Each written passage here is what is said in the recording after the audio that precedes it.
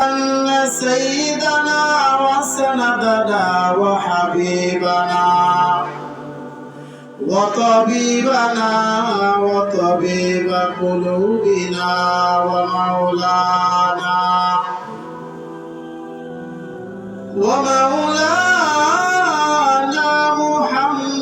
محمدا عبده ورسوله الذي أرسله الله تعالى بالحق بشيرا ونذيرا وداعيا إلى الله بإذنه وسراجا منيرا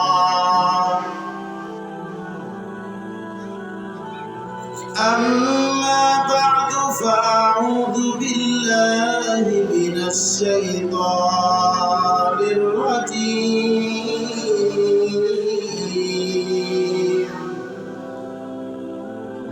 بسم الله الرحمن الرحيم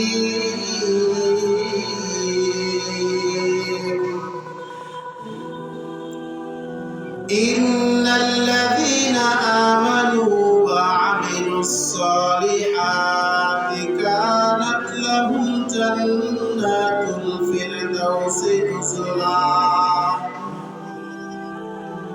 وقال رسول الله صلى الله عليه وآله وسلم ألا إن في الجسد مضغة إذا فسدت فسد الجسد كله وإذا صلحت صلح الجسد كله ألا وهي القلب أو كما قال النبي عليه الصلاة والسلام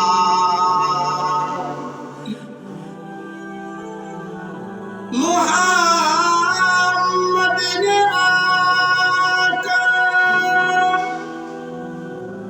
कुफर को मिटाया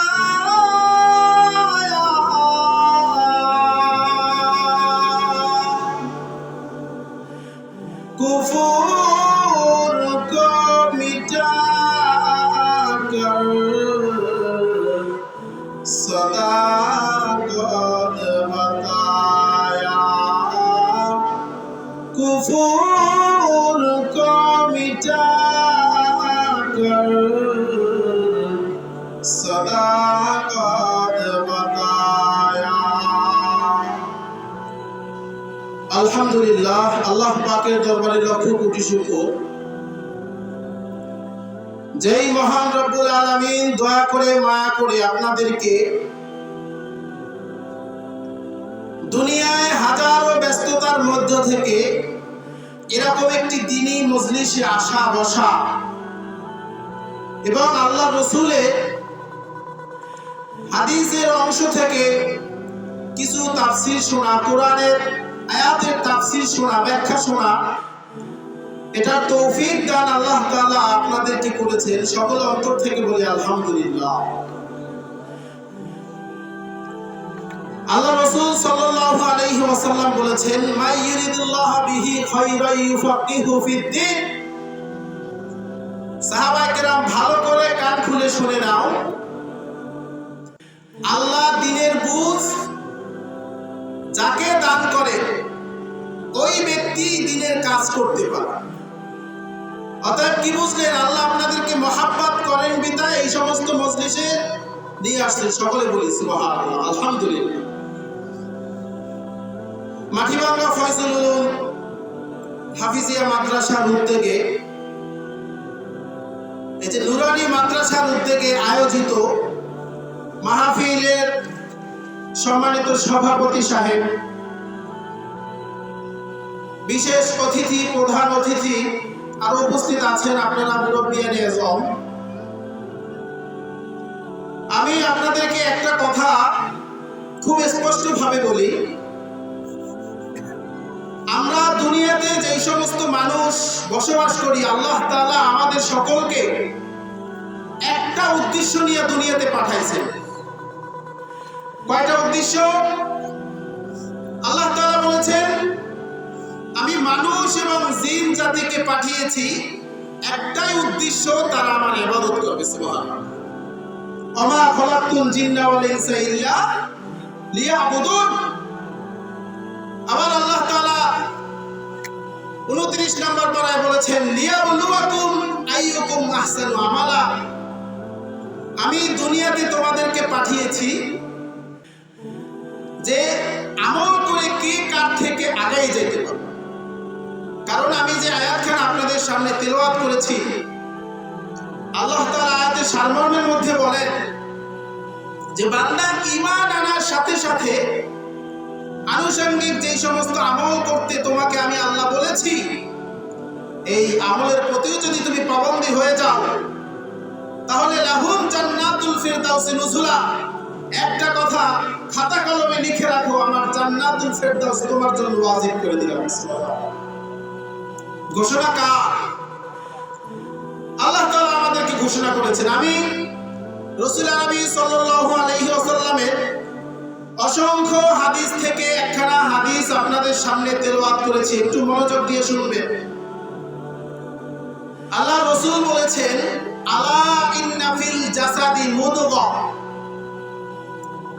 সাহাবায়ে কেরাম ভালো করে শুনে নাও, মানুষের শরীরের মধ্যে একটা টুকরা আছে। একটা কি আছে? টুকরা আছে। মাদাগা আমদাগ, এটা হচ্ছে গোশতের টুকরা। এটা দুইটা আরবি আছে, একটা হচ্ছে কিতাআতুন আর একটা মুদগা। কিতাআতুন বলা হয় যে কোনো গোশতের টুকরাকে, চাই সেটা এত বড় হোক এতটুকু হোক। আর যেটা মাদাগা থেকে মুদগা বলা হয়েছে, এটা চাবানো যায়। যেই গোশতটা চাবানো যায় সেটা কি এত বড় না ছোট? সেই ছোট গোশতের প্রতি ইঙ্গিত দিয়ে আল্লাহ তাআলা আমাদেরকে তার নবীর মাধ্যমে ঘোষণা দিয়েছেন যে মানুষের অন্তরে একটি টুকরা আছে যেটাকে মুদগা বলা হয়। রাসূল আরবি সাল্লাল্লাহু আলাইহি ওয়াসাল্লাম বলেছেন, ইযা সালুহাত সালুহাল জাসাদু কুল্লু ওয়া ইযা ফাসাদাত ফাসাদাল জাসাদু কুল্লু। আল্লাহ রাসূল সাল্লাল্লাহু আলাইহি ওয়াসাল্লাম তার হাদিসের মধ্যে বলেন, আল্লাহ তাআলা দুনিয়াতে মানুষ বানানোর পরে আমার ধারা এমন একটি হাদিস বলাইছেন, ও সাহাবায়ে কেরাম শুনিয়া নাও। মানুষের অন্তরের মধ্যে আল্লাহ তাআলা একটা গোশতের টুকরা বানাইছেন। আল্লাহ রাসূল বলেন, এই টুকরাটা যদি হয় ভালো, তাহলে বুঝে নিবা এই ব্যক্তির পুরাটা শরীরে ভালো। সুবহানাল্লাহ। আর যদি এই টুকরাটা নষ্ট হয়ে যায়, তাহলে বান্দা প্রতিদিন ডেটল সাবান দিয়ে গোসল করলেও পুরো শরীর নষ্ট হয়ে যায়। সাহাবায়ে কেরাম তাকায় রইলেন, ইয়া রাসূলুল্লাহ, আপনি এই গোশতের টুকরাটার কথা বললেন, এই গোশতের টুকরাটা কোন অংশই? হাতের অংশ না পায়ের অংশ নাকি বুকের অংশ? আল্লাহ রাসূল সাল্লাল্লাহু আলাইহি ওয়াসাল্লাম বললেন, আলা ওয়াহিয়াল কলব। ও সাহাবায়ে কেরাম শুনিয়া নাও, এইটা শরীরের আর কোন অংশ না, এটা হলো তোমার মধ্যে থাকা কলব। সুবহানাল্লাহ। এই জন্যই চরমোনাই গেলে দেখবেন সব সময় জিকিরের মধ্যে কাটায় দেয়, কারণ জিকির যখন করা হয় বান্দার অন্তরটা কার সাথে লেগে যায়। বান্দার সামনে যখন জিকির করা হয়, কোরআনের তিলাওয়াত করা হয়, বান্দার অন্তরের মধ্যে কম্প হয়ে যায়। আর এই কম্পন হওয়ার কারণে বান্দা মনে করতে পারে না আমি দোকানে আছি না মাঠে আছি নাকি ঘরের মধ্যে আছি।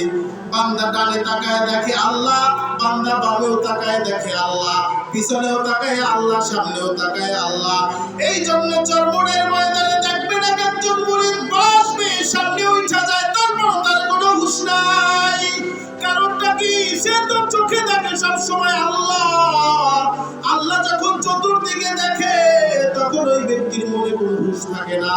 যখন এই কারণে সে জিকিরের মধ্যে এত মগ্ন হয়ে যায়, পাশে যদি তার কোনো ভাইও বসে থাকে তার গায়েও পড়ে যায়, সেইটাও তার হুঁশ থাকে না। হয় কি না? এটাই হচ্ছে আল্লাহ তাআলার মহব্বত। আল্লাহ এই জন্যই তো বলেছেন, আমার আয়াত যদি কারো সামনে তেলাওয়াত করা হয় আর ওই বান্দার অন্তরটা যদি নরম হয়ে যায়, তার অন্তরে ঝালঝালা শুরু হয়ে যায়। সুবহানাল্লাহ। এই অন্তরে ঝালঝালা সৃষ্টি হওয়ার জন্য আমাদের শরীরে আল্লাহ তাআলা যে টুকরোটা দিয়েছেন, রাসূল এই টুকরোটাকে মুদগা বলেছেন। কি বলেছেন? এই টুকরাটা যখন ভালো হবে তখন আপনার দুনিয়াবি সমস্ত কাজ আপনার কাছে ভালো লাগবে, নামাজ আপনার কাছে ভালো লাগবে, রোজা ভালো লাগবে, আপনার এলাকায় মাহফিল হলে সেটাও আপনার ভালো লাগবে। কিন্তু আপনার টুকরাটা যদি নষ্ট হয়ে যায় আর এলাকার মানুষ মাহফিলও দেয়, আপনার কাছে সেটা ভালো লাগবে না, এটাই স্বাভাবিক। কথা বলে ঠিক কি? এজন্য প্রথম শর্ত হলো ঈমান আনার সাথে সাথে আমল দিয়ে আমাকে এমন ভাবে বানাতে হবে যে এই টুকরাটা যেন আল্লাহ আল্লাহ হয়ে যায়, ভালো হয়ে যায়। সুবহানাল্লাহ। আসেন, আমরা মানুষেরা দুনিয়াতে জীবিত থাকি দুইটা জিনিসের মাধ্যমে। কয়টা? ভালো করে খেয়াল দিয়ে শুনবেন। দুই জিনিসের মাধ্যমে।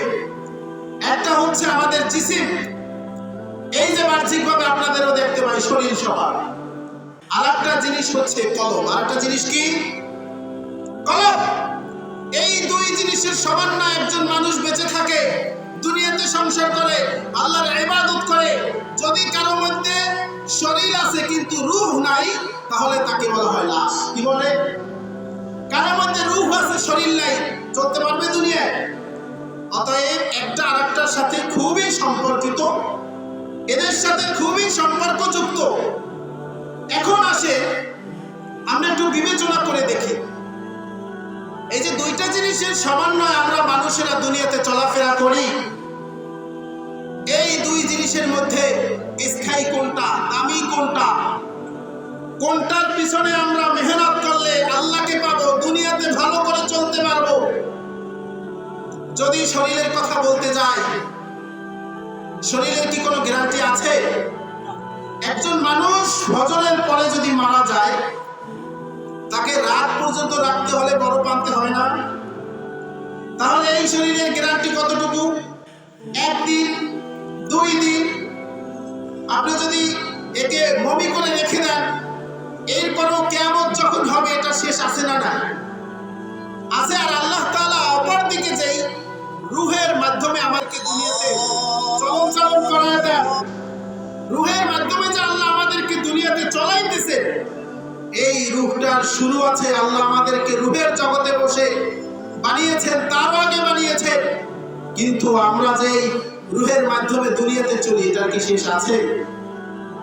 এটাও শেষ নাই। আপনারা জানেন আমরা মারা যাওয়ার পরে কবরে যাব, কিয়ামতের ময়দানে সবার বিচার আচার শুরু হয়ে যাবে।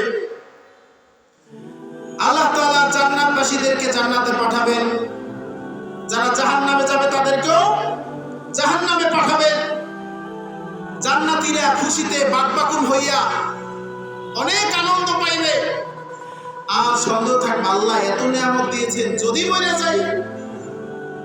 আবার জাহান্নামীরা জাহান্নামে যাবে, তাদের মনে আশা থাকবে, আল্লাহ যদি একবার মরণ হয়তো মনে হয় জান্নাত পাইতাম, অথবা জাহান্নাম থেকে মুক্তি পাইতাম। তখন আল্লাহ একটা দুম্বা এনে মৃত্যু ওইটার নাম দিয়ে ওইটাকে জবেহ করে আল্লাহ বলে দিবেন, জান্নাত জাহান্নামবাসীরা তাকায় দেখো, আমি মৃত্যু নামক বস্তুকে এখানে জবাই করে দিয়েছি। আজকের পর থেকে কেউ আর মৃত্যু কথাটা নিয়ে ভাববা না। তাহলে কি বুঝলেন? আমাদের রূহের কি কোনো শেষ আছে? আমাদের জানা নাই, আল্লাহ আমাদেরকে জানান নাই। আমাদের রূহের শুরু আমরা জেনেছি, কিন্তু এটা শেষ আল্লাহ আমাদেরকে জানান নাই। অতএব আমাদের শরীরের যেহেতু ভরসা নেই, আমাদের রূহের অনেক বড় তার পথ চলা। অতএব আমরা যদি দুনিয়াতে বসে আমাদের রূপচর্চা বাদ দিয়ে আমাদের শরীর যেমন রোগ হলে ডাক্তার দেখাইতে যাই, তেমনি ভাবে রূহের অসুখ আছে, রুহেরও ডাক্তার দেখাইতে হয়, সেইভাবে রুহের প্রতি কেউ যদি পাবন্দী হয়ে যায়, আল্লাহ তাআলা বলেন, বান্দা এই রুহের প্রতি তুমি পাবন্দী হওয়ার কারণে, দুনিয়াতে ইবাদত করার কারণে আমি আল্লাহ তোমাকে জান্নাতুল ফিরদাউস নামক জান্নাত ওয়াজিব করে দিলাম। এজন্য রুহের পরিচর্যা করা যায়। রুহের পরিচর্যা করা আমাদের জন্য আবশ্যক কিনা? অবশ্যই আবশ্যক। এই কলব আমাদের নষ্ট হয়ে যাওয়ার কারণে, এই রূহ কলবটা যে আল্লাহ আমাদেরকে দিয়েছেন, এই কলব নষ্ট হয়ে যাওয়ার কারণে আমরা ভালো কাজ এটা আমাদের কাছে ভালো মনে হয় না। এটা স্পষ্ট কথা, আমাদের কলব নষ্ট হয়ে গেছে। কারণ আমাদের কলবে যদি নষ্ট না হইতো, ইসলামের মানব উগ্রবাদী সম্প্রদায় এই বাংলাদেশে মুসলমান এখন পর্যন্ত জায়গা দিতে পারে না। কথা বলেন ঠিক কিনা? এই যে ইসকন সম্প্রদায়, উগ্র সম্প্রদায়, এদের সম্পর্কে তো আমাদের মুসলমানদের উচিত ছিল আমাদের বাচ্চা থেকে নিয়ে শুরু করে মুরব্বী পর্যন্ত প্রত্যেকটা বয়সের লোকদেরকে আওয়াজ তোলা উচিত ছিল, এই সন্ত্রাসবাদী সম্প্রদায় বাংলার জমিনে থাকতে দেওয়া যাবে। আফসোসের সাথে বলতে হয়, এই ইসকন সম্পর্কে আমরা চুপ থাকতে পারি না। কারণ কি?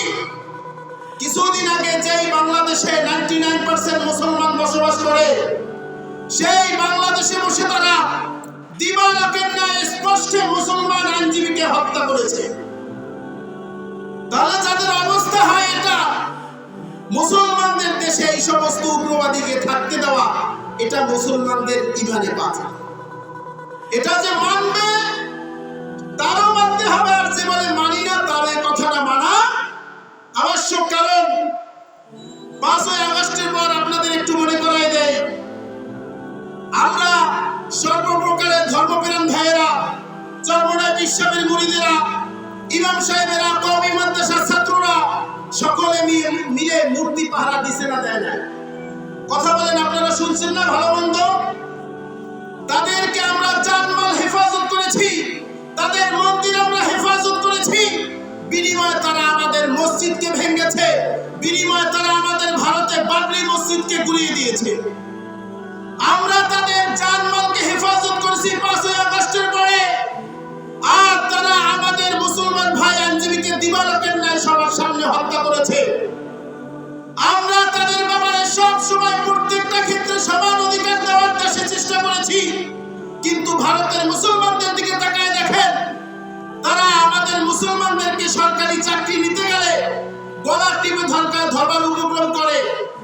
আমরা স্পষ্ট বলে দিতে পারি, এই 90% মুসলমানদের দেশে যদি আওয়ামী লীগ, বিএনপি যেটাই হোক, এক ঘরের মধ্যে 2 দল হতে পারে, ভাই ভাইয়ের মধ্যে দ্বন্দ্ব থাকতে পারে, কিন্তু ইসলাম নিয়ে কেউ যদি কথা বলতে চায়, মুসলমানরা তার গলা চেপে ধরবে। ঠিক কিনা বলেন? আমরা মুসলমানরা একটা দিবালোকের ন্যায় বলতে চাই, আমাদের কোরআনের, আমাদের ইসলাম নিয়ে কেউ যদি কথা বলে, আমরা সেটা মানতে রাজি। আফসোসের সাথে বলতে হয়, আমাদের কিছু উগ্রবাদী মুসলমানরাও আছে, এদের সাথে মুনাফিকি করে টাকা নিয়ে আমাদের মুসলমান ভাইদেরকে জায়গায় জায়গায় হত্যা করতেছে, আর বুঝাইতেছে যে ওদের বিরুদ্ধে কথা বললেই হয়তো তাকেই মেরে ফেলবে। কিন্তু আল্লাহ বলেছেন, যা আল হক ওয়া যাহাকাল বাতিল, যেখানে হক এসে যাবে, বাতিলের শক্তি 1000 গুণ হলেও সেটা টিকে থাকা সম্ভব। এই জন্যই আল্লাহ রাসূল বলেছেন যে এই যে মানুষের অন্তরে কলব নামক বস্তুটা আছে, এই কলব যদি ঠিক হয়ে যায়, এই কলব যদি একজন মানুষের আল্লাহওয়ালা হয়ে যায়, এই কলব যদি হককে মেনে নেয়, তাহলে ওই কলব কোনদিন ইসলামের বিরুদ্ধে কোনো কথা মেনে নিতে পারে।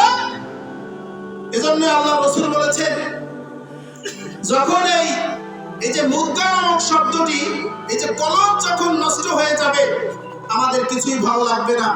এজন্যই আল্লাহ আমাদেরকে সুসংবাদ দিয়েছেন, ইন্নাল্লাযীনা আমানু ওয়া আমিলুস সলিহাত কানাত লাহুম জান্নাতুল ফিরদাউসি নুজুলা। আল্লাহ রাসূল সাল্লাল্লাহু আলাইহি ওয়াসাল্লাম আল্লাহ পাকের কোরআন থেকে আমাদেরকে ঘোষণা দিয়েছেন, ও সাহাবায়ে কিরাম, ভালো করে শুনিয়া নাও। মুসলমানরা দুনিয়াতে বসে জন্মের পরে কালিমা পড়েছে লা ইলাহা ইল্লাল্লাহ মুহাম্মাদুর। এই কালিমাটা পড়ার পরে আমি আল্লাহ তাদের জিন্দেগিতে যেই সমস্ত ইবাদত ফরজ করে দিয়েছি, যেই সমস্ত ইবাদত নফল করে দিয়েছি, সব যখন বান্দা নিজের সাথে লাগায় নেবে, আমি আল্লাহ তাদেরকে দুনিয়াতে বসে গ্যারান্টি দিয়ে দিলাম, সব ইবাদত করার কারণে আমি আল্লাহ তাআলা তাদেরকে জান্নাতুল ফেরদাউস নামক জান্নাত দিয়ে দিব। তাহলে আমাদের বুঝতে হবে, আমরা ঈমান আনার সাথে সাথে নেক আমল করা আমাদের জন্য আবশ্যক বলেছেন কে? আল্লাহ তাআলা বলেছেন, বান্দা ইবাদত যখন করবে আল্লাহ, আমার আল্লাহ বলেন ইবাদত করে জিকির করে তোমার অন্তরটাকে তুমি যদি তাজা রাখতে পারো, সব সময় তাও তাজা রাখতে পারো, আল্লাহর হাবিব সাল্লাল্লাহু আলাইহি ওয়াসাল্লাম বলেন, তোমার এই অন্তর তাজা রাখার কারণে আল্লাহ তাআলা তোমার সাথে এমন কথা দিয়েছেন, তুমি মৃত্যু হইতে যতটুকু দেরি, আল্লাহ তোমাকে জান্নাত দিতে দেরি করবেন না। এই জন্য আল্লাহ আমাদেরকে তাগিদ দিয়েছেন 5 ওয়াক্ত নামাজ পড়া। নামাজের দরকার আছে না নাই? আল্লাহ বলেছেন রমজান আসলে রোজা রাখবা, রোজা রাখার দরকার আছে না নাই? আল্লাহ বলেছেন মানুষদেরকে সৎ পরামর্শ দাও, মানুষের জমি খাইও না, মিথ্যা বলিও না, এগুলো মানার দরকার আছে না নাই? আর আপনি যখন এইগুলা মেনে আল্লাহ তাআলার রাস্তায় চলার একটু সামনে অগ্রসর হইতে চাইবেন, আল্লাহর হাবিব সাল্লাল্লাহু আলাইহি ওয়াসাল্লাম বলেন, আল্লাহ তাআলা কথা দিয়েছেন, বান্দা যখন আল্লাহর রাস্তায় চলতে চায়, আমার আল্লাহ উপর থেকে তাকায় থাকেন। যখন বান্দা প্রথম অবস্থায় দুনিয়াকে ত্যাগ করে আল্লাহ তাআলার রাস্তায় চলতে চায়, আমার আল্লাহ বলেন, বান্দা আমি তোর কুদরতি ওই শরীরটার দিকে তাকায় থাকি, আমি দেখি তুই আমি আল্লাহর পায়ে কখন মাথাটা লাগায় দিবি। তুই যখন ফজরের নামাজ পড়তে আসো, আমি আল্লাহ তোর কুদরতি কপালটার দিকে তাকায় থাকি, আমি আল্লাহর কুদরতি এই যে নজরটা তোর দিকে পড়ে, তুই ফজর পড়ো, তোর যদি গুনাহ অনেক হয়ে যায়, আমি আল্লাহ তোর সাথে অভিমান করে ক্ষমা করি না, তুই আবার জোহরেও আসো। এইভাবে একের পর একে আসতে থাকো, আল্লাহ তাআলা বান্দার দিকে তাকায় থাকেন। আল্লাহ রাসূল সাল্লাল্লাহু আলাইহি ওয়াসাল্লাম বলেন, যেই ব্যক্তি আল্লাহ দরবারে সিজদা দেয়, সাজিদু ইয়াসজুদু আলা কদামাইর রহমান। ও সাহাবায়ে কেরাম শুনিয়া নাও, তোমরা দেখো বান্দা মাঠে সিজদা করে, বান্দা জমিনের মধ্যে সিজদা করে, বান্দা মসজিদের মধ্যে সিজদা করে, আর আমি আল্লাহর কথা অনুযায়ী তোমাদেরকে একটা ভালো কথা শোনায়া যায়, as-সাজিদু ইয়াসজুদু আলা কদামাইর রহমান। বান্দা যখন মসজিদে সিজদা করে, আমার আল্লাহ ওই ব্যক্তির কপালটা নিজের কুদরতি পায়ের সাথে লাগায় না। সুবহানাল্লাহ। এইভাবে আপনি যখন নামাজের প্রতি পাবন্দ হয়ে যান, আপনার গুনার পরিমাণ অনেক বেশি, আপনি জিনা করেছেন, আপনি মানুষকে খুন করেছেন, আল্লাহ বলেন, বান্দা আমার পথে আসছো, আরো একটু আয়, আরো একটু আয়, কারণ তুই ইবাদত করলে ভালো লাগে আমার। আল্লাহর হাবিব সাল্লাল্লাহু আলাইহি ওয়াসাল্লাম বলেন, আল মুসাল্লি ইয়াকরাউ আলা বাবির রহমান। নামাজি ব্যক্তি নামাজ পড়ে আর আল্লাহর দরজায় করাঘাত করিয়া যায়। নামাজি ব্যক্তি ফজর পড়ে আর আল্লাহর দরজায় টক টক টক টক করে ডাক দিয়া যায়, আল্লাহ তার গুনার কারণে দরজাটা খুলিয়া দেন না। আবার যোহর পড়তে হয়, যোহরের সময় আল্লাহর দরজায় আবার করাঘাত করে, ইয়াকরাউ আলা বাবির রহমান। হাদিসের মধ্যে প্রমাণ, আল্লাহর রাসূল বলেন, তোমরা যে সাহাবায়ে কেরাম নামাজ পড়ো, নামাজ পড়লে মনে করবা তোমরা আল্লাহর দরজায় করাঘাত করতে থাকো, কিন্তু তোমাদের গুনার পরিমাণ যদি এত বেশি হয়, আমার আল্লাহ তোমার প্রতি যদি বেশি বেজার হন, তোমার দরজাটা খুলতে একটু দেরি হইয়া যায়। আর আল্লাহর রাসূল বলেন, যেহেতু আল্লাহর মায়া দুনিয়ার মানুষের মায়ার থেকে অনেক বেশি, তাই আমার আল্লাহ বেজার হইয়া হইলেও বান্দার এক পর্যায়ে দরজা খুলিয়া দেয়। এরপরে আল্লাহ রাসূলের পরের হাদিসে বলেন, ওমাই ইফতাহ আলাইহি রাব্বুহু লাম ইউআযিব। বান্দা সিজদা দেওয়ার কারণে, বান্দা ইবাদত করার কারণে, বান্দা রোজা রাখার কারণে আমি আল্লাহর রাগটা যে ভূষিত হয়ে গেল, আমি আল্লাহ বান্দার দরজা যেই খুলিয়া দেই, আমি আল্লাহ যেই বান্দার উপর বেজার হইয়া হইল একবার দরজা খুলিয়া দেই, লাম ইউআযিব। ও সাহাবায়ে কেরাম শুনিয়া রাখো, আল্লাহ ঘোষণা দিয়া দিলেন ওই ব্যক্তিকে আল্লাহ কোনোদিন শাস্তি দিবেন না। ঘোষণা কার? আল্লাহ তাআলাই তো রাসূলের মাধ্যমে আমাদেরকে বলাইছেন, ওমাই ইফতাহ আলাইহি রাব্বুহু লাম ইউআযিব। বুখারী শরীফের হাদিস। আল্লাহ রাসূল বলেছেন, তোমরা নামাজ পড়তে থাকো, দেখো তোমার ঘরে বিপদ, নামাজ বাদ দিও না। দেখতেছো তোমার মেয়েটার বিবাহ হয় না, খবরদার তুমি নামাজ বাদ দিবা না। দেখতেছো তোমার জমিন আরেকজনে খাইয়া ফলাইতেছে আইলছেইলা, কিন্তু তুমি নামাজ বাদ দিবা না, কারণ আমি নামাজকে এমন একটা ইবাদত কইরা দুনিয়াতে বানাইলাম। আল্লাহ তাআলা কোরআনে ঘোষণা করেছেন, ইন্না সালাতা তানহা আনিল ফাহশাই ওয়াল মুনকার। আল্লাহ তাআলা বলেন, ও বান্দা ভালো করে কান খুলে শুনিয়া নাও, তোমার গুনার পরিমাণ যদি অনেক বেশি থাকে, তোমার মুখে দাড়ি নাই মেনে নিলাম, তুমি নামাজ ঠিকমতো পড়ো না মেনে নিলাম, তুমি তোমার মা বাবাকে কষ্ট দাও না মেনে নিলাম, কিন্তু আমি তোমাদেরকে এমন একটা ইবাদত দিয়া দুনিয়াতে পাঠাইলাম, ইন্না সালাতা তানহা আনিল ফাহশাই ওয়াল মুনকার। বান্দা তুমি যদি আমি আল্লাহর ইবাদতে নামাজটাকে শক্ত করে মজবুত করে আঁকড়ে ধরতে পারো, দুনিয়ার অন্য ছোট বড় কোনো গুনাহ তোমাকে স্পর্শ করবে না। কথা কার? আল্লাহ তাআলা আমাদেরকে এইভাবে নামাজের প্রতি পাবন্ধ করিয়া, নামাজের প্রতি গুরুত্ব দিয়া দুনিয়াতে আমাদেরকে পাঠাইলেন, আর বললেন, ওরে মুসলমানের দল, আমি আল্লাহ তোমাদেরকে বানাইছি একটাই উদ্দেশ্য, ওয়া খালাকতুল জিন্না ওয়াল ইনসা ইল্লা লিয়াবুদুন। বান্দা তোমাদেরকে আমি বানাইলাম একমাত্র তোমরা আমার ইবাদত করবে, লিয়াবলুয়াকুম আইয়ুকুম আহসানু আমালা।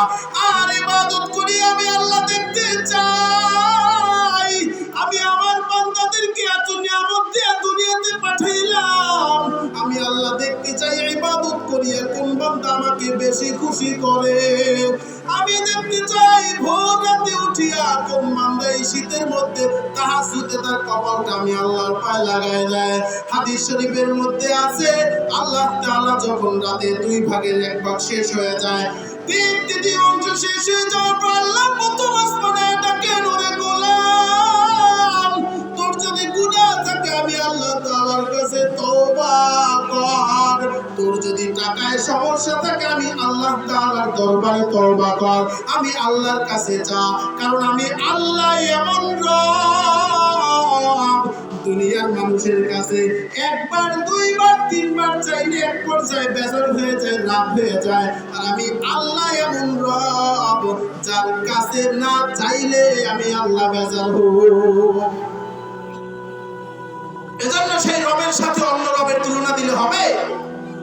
আল্লাহ আমাদেরকে এত নিয়ামত দিয়েছেন, আল্লাহ নিয়ামত দিয়ে আমাদেরকে বলেছেন, বান্দা তোমাকে দুনিয়াতে পাঠিয়েছি, তুমি তোমার স্ত্রীর হক আদায় করবা, তোমার সন্তানদের হক আদায় করবা, তোমার প্রতিবেশীর হক আদায় করবা, তুমি যদি চেয়ারম্যান হও, মেম্বার হও, এমপি হও, তোমার অধীনে যারা আছে সবার হক আদায় করো, কিন্তু দিনের মধ্যে আমি যতটুকু সময় আমি আল্লাহকে দিতে বলেছি এতটুকু সময় যদি দাও, আর 2টা শর্তের উপর নিজের জিন্দেগিটাকে কায়েম করে নাও, বান্দা তুমি হাঁটলেও তোমার আমলনামায় আমি আল্লাহ সওয়াব লিখবো, তুমি ঘুমাইলেও তোমার আমলনামায় সওয়াব লিখবো, তুমি গোসল করতে যদি যাও তখনও তোমার আমলনামায় সওয়াব লিখবো। সুবহানাল্লাহ।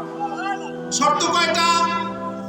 2টা শর্ত মেনে আমরা যদি বাজারে যাই সেখানেও সওয়াব দিবেন কে? আমরা গোসল করলেও সওয়াব দিবেন কে?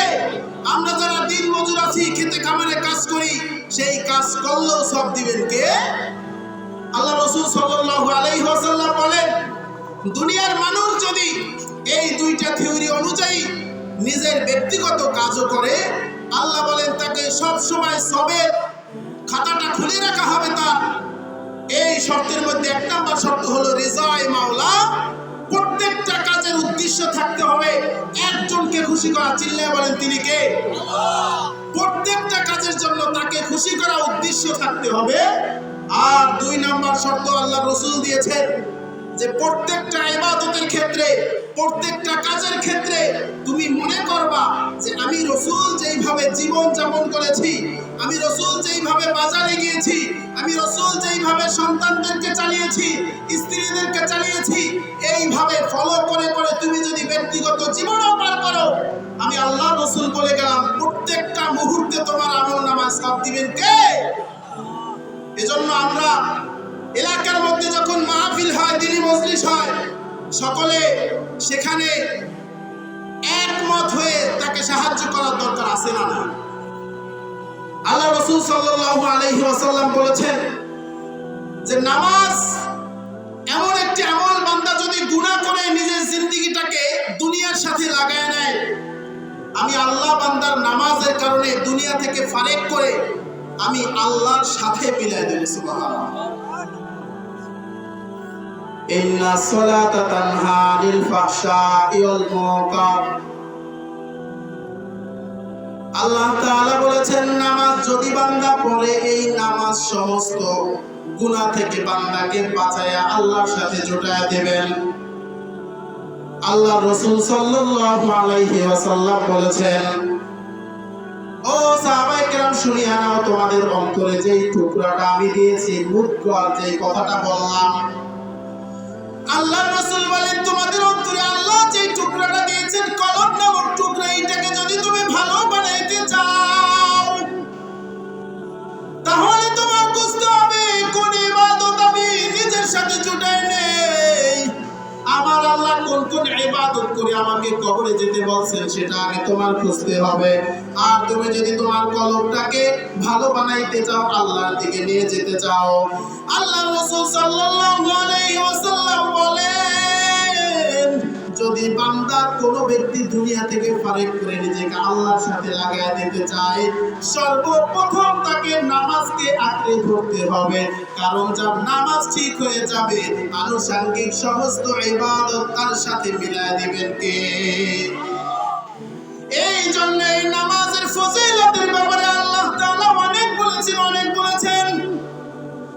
আল্লাহ রাসূল সাল্লাল্লাহু আলাইহি ওয়াসাল্লাম সাহাবায়ে কেরামদেরকে নিয়ে বসলেন আর বললেন, ও সাহাবায়ে কেরাম, আমি জানি আল্লাহ দুনিয়াতে মানুষদেরকে বানাইছেন, তাদের মধ্যে একটু লোভ দিয়েছেন। তারা যদি কোনো ইবাদতের ব্যাপারে শুনে, ইবাদত করলে এত সওয়াব, ইবাদত করলে এত সওয়াব, তারা ইবাদতের প্রতি আগায় যাবেন।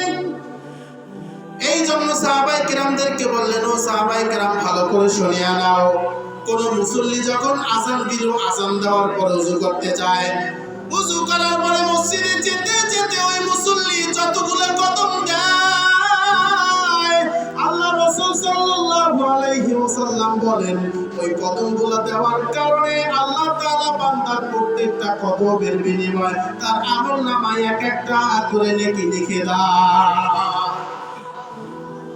এরপরে আমরা যখন চলে যাই মসজিদে, যাওয়ার পরে নামাজের বাকি 3 মিনিট, 7 মিনিট, 10 মিনিট, 5 মিনিট, যেই কয়টা সময় বাকি থাকে, আমরা ওযুর সাথে নামাজের অপেক্ষায় বসে থাকি।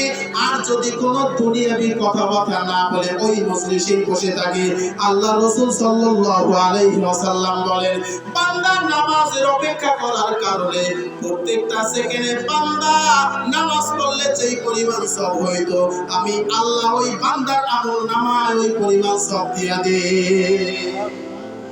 এরপর আমরা মুসল্লিরা দাঁড়ায় যাই, ইমাম সাহেব বলতে থাকেন, আল্লাহু আকবার বলে নামাজে দাঁড়ায় যান।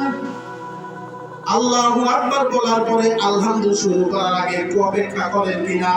করেন না? সানা পড়েন, আউযুবিল্লাহ পড়েন, বিসমিল্লাহ পড়েন।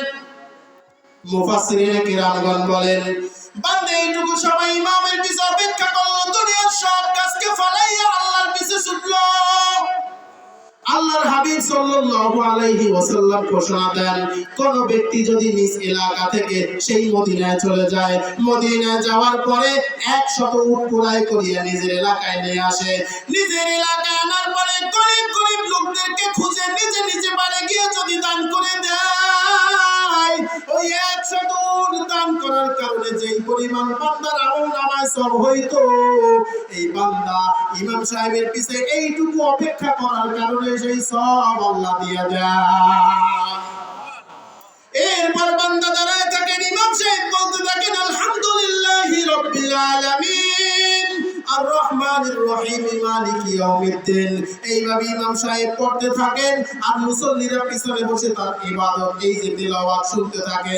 আল্লাহর হাবিব সাল্লাল্লাহু আলাইহি ওয়াসাল্লাম বলেন, নামাজে দাঁড়াইয়া মুসল্লিরা ইমামের ইবাদত তিলাওয়াত শুনতে শুনতে যতগুলো অক্ষর শুনে, প্রত্যেকটা অক্ষরের বিনিময়ে আল্লাহ তাআলা বান্দার আমলনামায় 100 করে নেকি লিখে দেয়।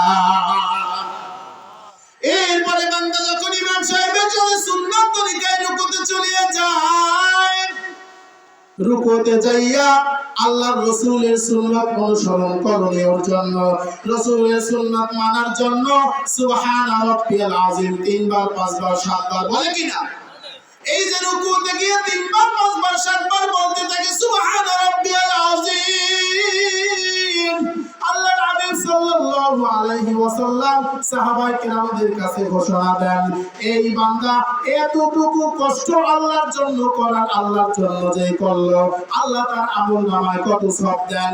এই দুনিয়ার মধ্যে যত প্রকার গাছ আছে, এই গাছের মধ্যে যত পরিমাণ পাতা, অগণিত পাতা আছে, বান্দা সুন্নাত তরিকায় রুকু দেওয়ার কারণে বান্দার আমলনামায় আল্লাহ দুনিয়ার সমস্ত পাতা পরিমাণ নেকি লিখে দেয়।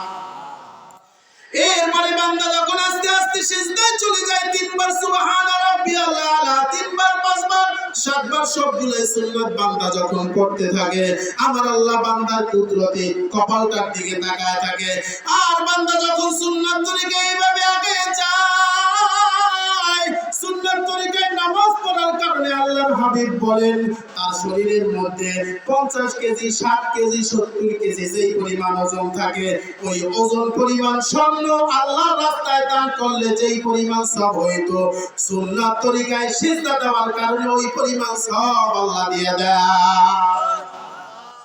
আর একটা ফজিলত আছে, বান্দা যখন ইমাম সাহেবের পিছে আত্তাহিয়াতু বলার জন্য বসিয়ে যায়, ইমাম সাহেব আত্তাহিয়াতু বলতে থাকেন, মুসল্লিরা পিছনে পড়তে থাকেন আত্তাহিয়াতু লিল্লাহ ওয়াস সালাওয়াতু ওয়াত তাইয়্যিবাত। এতটুকু অপেক্ষা করার কারণে, এতটুকু অপেক্ষা যে বান্দা ইমামের পিছনে করলো, আল্লাহর হাবিব সাল্লাল্লাহু আলাইহি ওয়াসাল্লাম ঘোষণা দেন, এই যে অপেক্ষাটুকু করলো, সেই আদম আলাইহিস সালাতু ওয়াস সালাম থেকে নিয়ে শুরু করে আজ পর্যন্ত যত নবী দুনিয়াতে আসছেন, সব নবীদের একটাই উদ্দেশ্য ছিল দ্বীন কায়েম করা। আর এই দ্বীন কায়েম করতে গিয়ে নবীরা যত কষ্ট সহ্য করেছেন, এর বড় একটি সবের অংশ আল্লাহ এই ব্যক্তির আমলনামায় দিয়ে দেয়। এজন্য ইবাদত করা প্রত্যেকটা মানুষের জন্য তখনই আগ্রহ হয় যখন এই ইবাদতের ব্যাপারে আমরা কিছু লাভ জানতে পারি। আমরা দুনিয়াতে একটা ব্যবসায় নামতে তখনই অগ্রসর হই যখন এই ব্যবসাটার লাভের প্রতি আমাদের বুঝে আসে, ঠিক কিনা? এজন্য নামাজ আপনি যদি আপনার কলমের মধ্যে ঠিক মতো লাগায় নেন, নামাজের প্রতি যদি আপনি পাবন্দী হন, আপনাদের সামনে যে আয়াতখানা তিলাওয়াত করেছি হাদিস, এই হাদিসের মধ্যে রাসূল যে বললেন, এই কলব যার ভালো হয়ে যায়, পুরো দুনিয়াটা ভালো হয়ে যায়, তার শরীর ভালো হয়ে যায়। আর এই নামাজ যদি আপনি আপনার সাথে ঠিক মতো লাগায় নিতে পারেন, তাহলে ইনশাআল্লাহ অন্যান্য আমল আপনার ঠিক হয়ে যাবে।